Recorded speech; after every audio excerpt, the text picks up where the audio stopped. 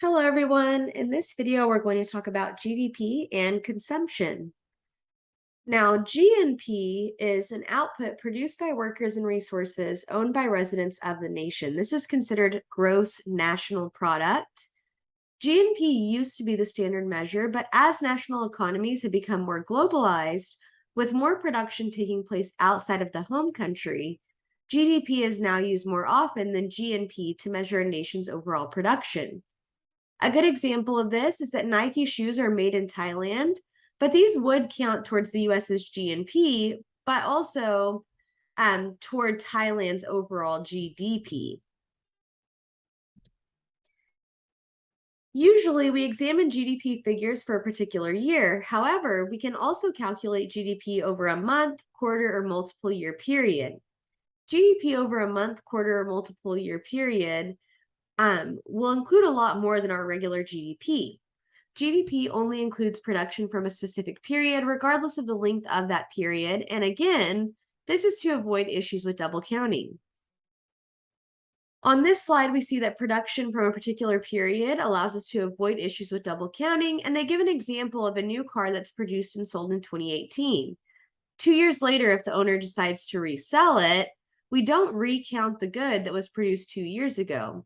Used cars that are resold do not count in GDP because the car was previously counted in GDP in the year it was produced and sold for the first time.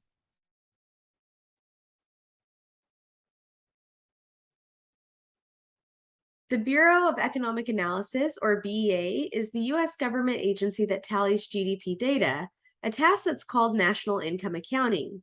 Here we see the formula Y equals C plus I plus G plus NX, and this represents the expenditure approach to calculating GDP. It states that GDP is the sum of consumption, investment, government purchases, and net exports. We're going to look at each component individually in the next coming slides, so don't worry if you don't know what all of these mean. Consumption includes the purchase of final goods and services by households, expanding or excluding new housing. Consumption can be subdivided into 3 categories.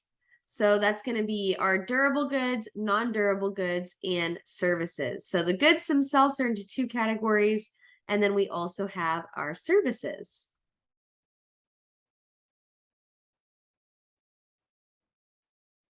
Durable goods are goods that are consumed over a long period of time, like cars and appliances. They're more subject to cyclical fluctuations as people tend to postpone buying goods that last for many years if the economy is struggling.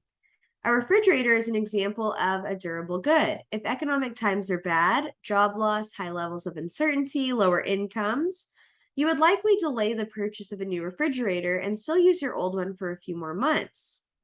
Non-durable goods are things that we consume over a short period of time, and these are purchased regardless of economic conditions. It's things like your food and clothes. That's going to wrap up this particular video, but if you're feeling confident about this one, you can head over to the next one on investment and growth. Thank you.